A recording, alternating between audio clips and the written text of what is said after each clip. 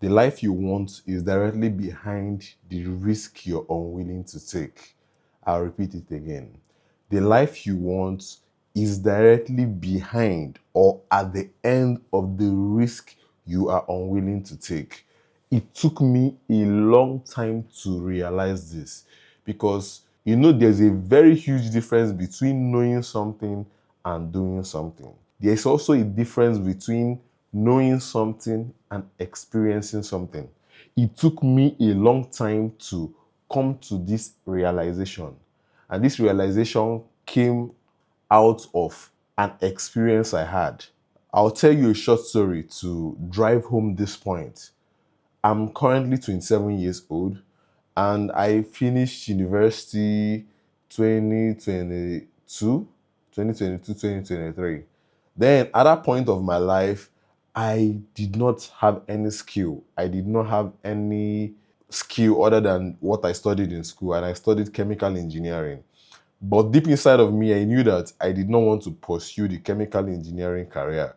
I needed to skill up in something that I have a little passion about because I actually did not have any passion about engineering, so to say.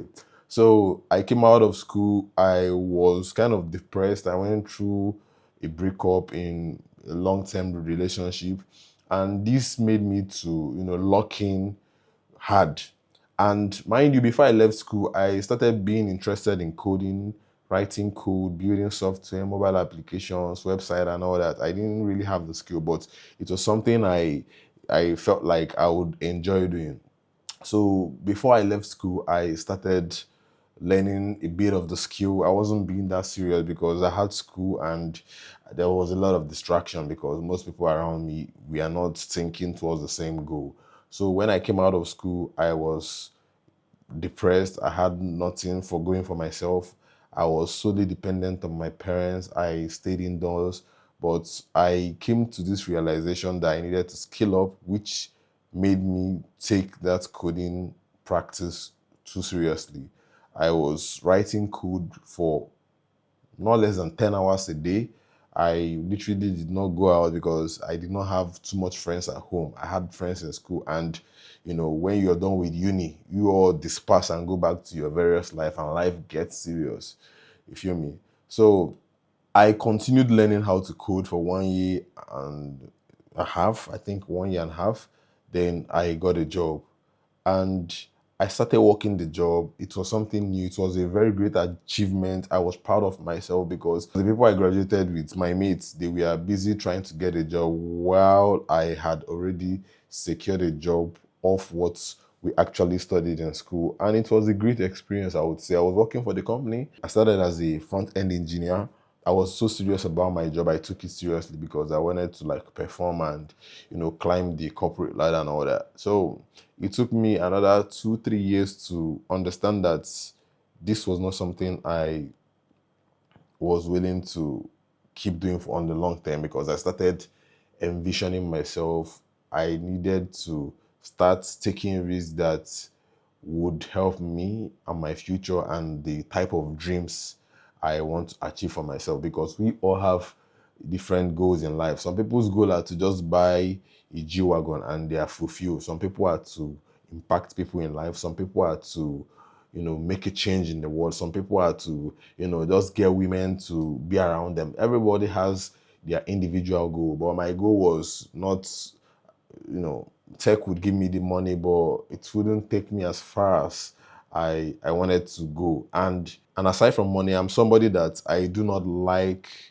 to be told what to do. I don't love being boxed around. I love being spontaneous. I love living by my own rules. And that was now the problem because I had a boss that had a boss that had another boss. So when I'm being told to do something, I'm being checked by the first person, by the second person, by the third person. Like we had a lot of back and forth. And I saw that it wasn't my lifestyle. It wasn't something I would like to do for 20 years, for 30 years. It wasn't something I would like to be in getting to 50 years, 60 years. So I had this understanding that I needed to make a choice now that I'm young. I had this understanding that while I'm young, I have to take all the risk I can. It can't get worse than this, bro. It can't just get as bad as after all, I have a parents. So If it gets so bad, I fall back to my parents, and I still have a lot of years in front of me to make adjustments and get back on my feet. And I read a book that really changed my life. And the name of the book is Millionaire Fastlane, The Millionaire Fastlane by MJ DeMarco. That, that book taught me something about the slow lane, the sidewalk, and the fast lane. The fast lane are people that are willing to embark on a a journey of not knowing what will come out of the journey and when they will arrive to their destination. And the sidewalk are basically people that are always complaining, people that are not making any move, people that are just, letting life pass them by.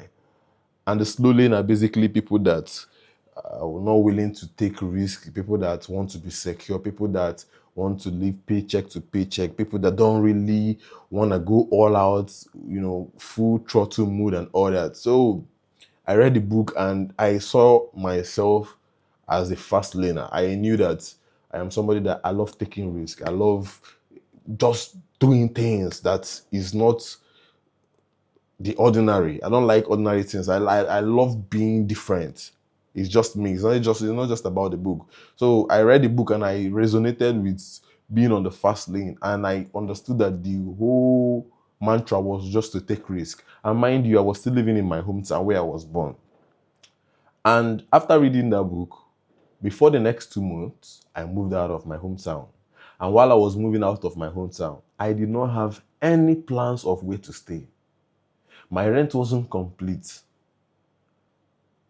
I had no plans of where I was going. I just had a sister that stays in where I was going to. And I knew that I couldn't stay, so long in her house because she's married with kids and all that. I wanted to like take a plane, land in her state, stay there for like 1 month, figure out my shit. But, I wasn't trying to be, so secure about the whole thing, but I believe that I would figure it out. And I landed in the States. I started looking for house. I started house hunting, trying to get my place and all that. So to cut the long story short, the point of the video is that where I am right now, and mind you, I quit that job. When I got my house, it took me 2 months of staying in my house. I still quit the job without even having any plans. Before I go to the point of the video, before I go back to why you should take risk, I'm just telling you that I left my hometown without having a plan. Somehow, I got a house and I got the money to pay for the house. And moving into the house, I quit my job. And when I quit my job, I had offers from other companies, and I told myself that I'm not going back to working a 9 to 5. I'm ready to fall on my feet and suffer right now and rise again. I'm just 26. I was 26 then. I'm 27 now. That was last year. I was 26. I'm just 26. I have 27, 28, 29, 30. And that's how I think. That's my own mindset. I don't know about you. I'm not. The problem is we all want it right now. We want to look secure. We don't want to look like we are struggling. We're trying to figure it out. Everybody's trying to give out this persona or this aura of that they know what they are doing in life. Bro, nobody knows what they are doing. The people that are at the top are people that are willing to look stupid, figuring it out. And I read some books. I read Alex Umozi, and before I forget, I was really impacted by Janku. Janku talked about launching into the unknown, like believing that life would conspire for you once you are willing to take the risk. It's not going to be easy, bro. It's fucking painful. I'm not here to tell you that once you burn the bridges and take risks, then things will just start falling on the lap for you. No, you're going to go through some serious shit. But is it worth it? In my opinion, yes, it's worth it, because at the end of the day, nobody cares about how you got to where you are. All they care is that you are there already. That's what the world cares about. Nobody gives a shit how you got to the top. All they care about is, are you at the top or are you below them? That's it. So if you're here taking, even right now I'm making this video, my channel is basically around 300 and something subscribers. But bro, we are going to 1 million subscribers. When? I don't know. How? I don't know. All I have to do is to still keep taking the risk, to keep making these videos, keep, because these videos, when you make them, you don't even know if it's impacting somebody or not. But coming to think about it, the people that make the videos I watch that inspire me, I don't know if they feel like they inspire me. I don't know. They don't even know me. I don't know them. Okay, I know them, but they don't know me. But I feel inspired to do more, to be great, to take more risk. So you might be watching this video and it's inspiring you. And once it's inspiring you, I'm good. But the truth of the matter is I'm willing to take this risk. I'm willing to keep dropping videos. I'm willing to keep dropping Instagram reels. I'm willing to keep dropping TikToks till I figure it out.